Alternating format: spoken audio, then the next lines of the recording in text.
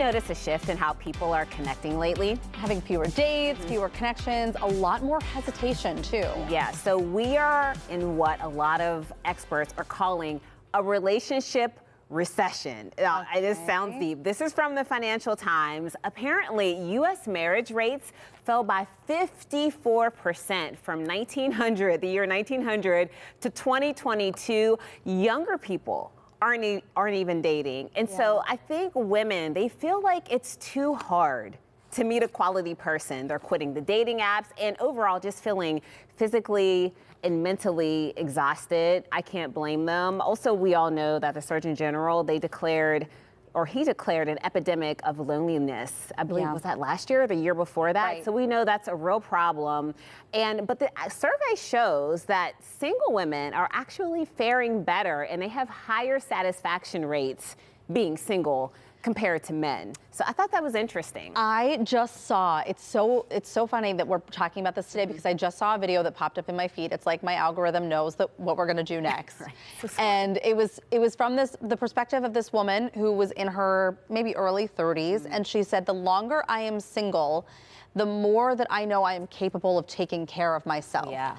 And so I do think, and this can go for both men and women, the more that you realize that you can do for yourself, you can provide, if you have your own home or even like a well-furnished apartment and you're cooking dinner for yourself and you're doing all these things, then you really need whoever that other person is going to be to step up to the plate and show what they are going to bring, what kind of fulfillment they're going to bring to your life that you're not already providing for yourself. I totally agree. And I also, to add on to that, I think about, after it's been some time, especially if you're, I don't know, let's say middle-aged, and you've been in relationships, you've been married, you've seen some things, you've been through some things. And when you partner with someone, you don't want to deal with those same things, but that person has also seen some things and been through some things. And it's like you kind of have to make room for people to have baggage, but then you have your own baggage, but you don't want that other person to have too much. But so it becomes this really complicated dynamic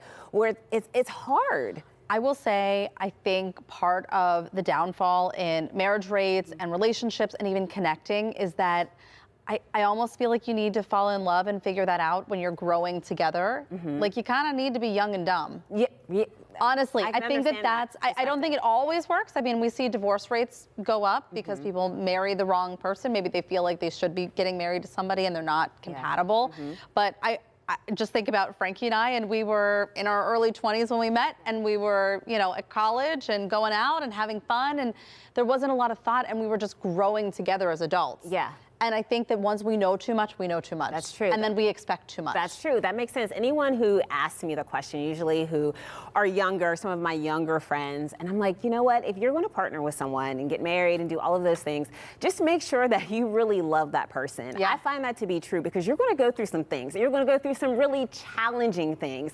And at the end of the day, love is going to be the thing that keeps you together. I just feel like people need to go back to the bars, hang out, buy someone a drink. That's how it happens. There you go. I don't know. All right. Love and alcohol, I guess, right? Next, our relationship and advice expert is here. She's tackling two topics, including a digital discovery that left one woman wondering, is her partner's fantasy life crossing into real-world betrayal? Find out what Natalie B has to say about this when Talk Pittsburgh returns.